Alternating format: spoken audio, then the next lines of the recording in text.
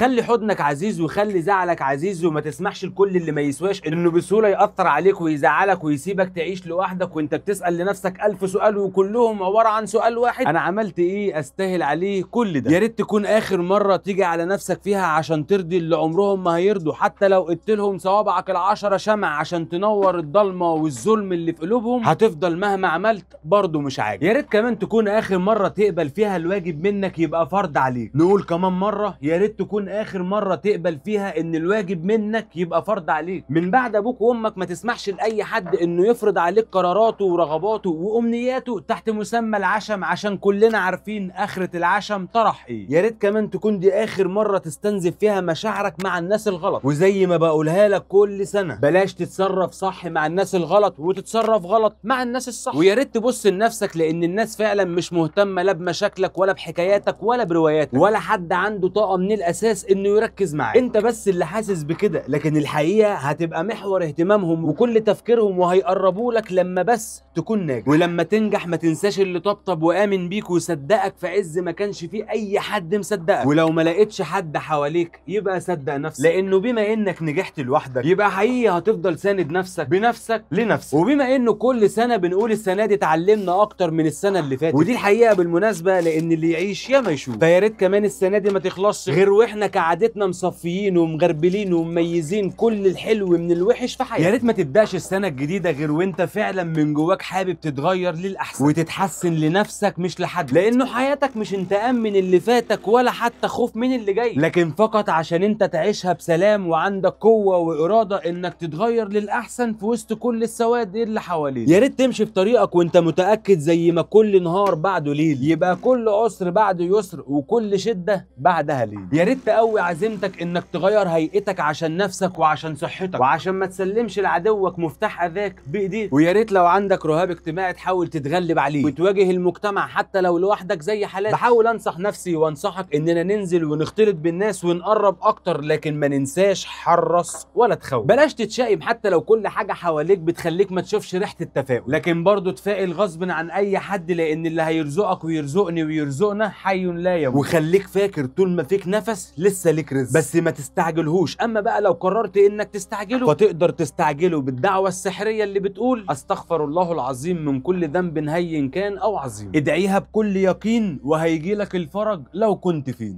كل سنه وانتم طيبين.